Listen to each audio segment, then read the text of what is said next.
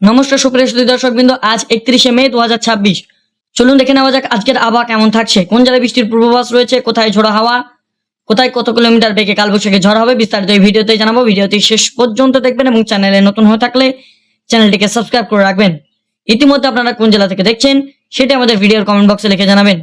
ঝোড়া ঘূর্ণাবর্তের তাণ্ডবে তোলপাড় হবে দক্ষিণবঙ্গ। রবিবারেও বিরাট ঝড় বৃষ্টির আশঙ্কা। কলকাতায় আজ বৃষ্টি হবে।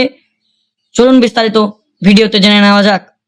প্রাক বর্ষার কালবৈশাখীর জেরে তীব্র গরম থেকে বড়সড় স্বস্তি মিলল বাংলায়। তবে স্বস্তির মাঝে আজ রবিবার এবং কাল মঙ্গলবার, আগামীকাল সোমবার কলকাতায়, দক্ষিণবঙ্গে এবং উত্তরবঙ্গে একাধিক জেলায় 50 কিলোমিটার বেগে ভারী ঝড় বৃষ্টির জোরালো অ্যালার্ট জারি হয়েছে আলিপুর আবহাওয়া দপ্তর তরফে।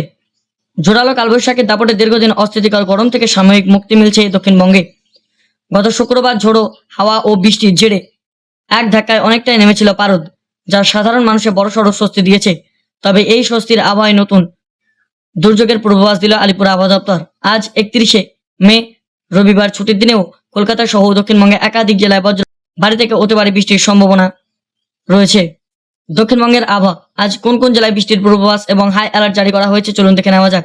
মৌসুমী ভবন আঞ্চলিক কার্যালয় থেকে প্রকাশিত সর্বশেষ আপডেট অনুযায়ী আজ সারাদিন দক্ষিণবঙ্গের বিস্তীর্ণ অংশে আকাশ মেঘলা থাকবে এবং ঝোড়ো হাওয়ার সঙ্গে বৃষ্টির পরিস্থিতি তৈরি হয়েছে। বিশেষ করে ঝাড়গ্রাম, পুরুলিয়া, বাঁকুড়া, বীরভূম, মুর্শিদাবাদ, পশ্চিম বর্ধমান ও পূর্ব পশ্চিম মেদিনীপুর জেলায় ঘন্টায় 50 থেকে 60 কিলোমিটার বেগে ঝোড়ো হাওয়া বইতে পারে।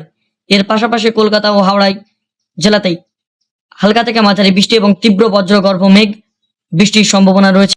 উত্তরবঙ্গের আবহাওয়া চলুন দেখে নেওয়া যাক উত্তরবঙ্গের আবহাওয়া এবং পরিস্থিতি কেমন রয়েছে।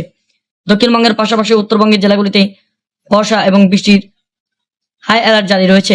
হাওয়া অফিসের পূর্বাভাস অনুযায়ী আজ রবিবার মালদা, জলপাইগুড়ি, উত্তর দিনাজপুর এবং দক্ষিণ দিনাজপুর বজ্র বিদ্যুৎ সহ হালকা থেকে মাঝারি বৃষ্টির সম্ভাবনা রয়েছে প্রবল। আবহাওয়া দপ্তরের নেপথ্য এই পরিবর্তনের কারণ।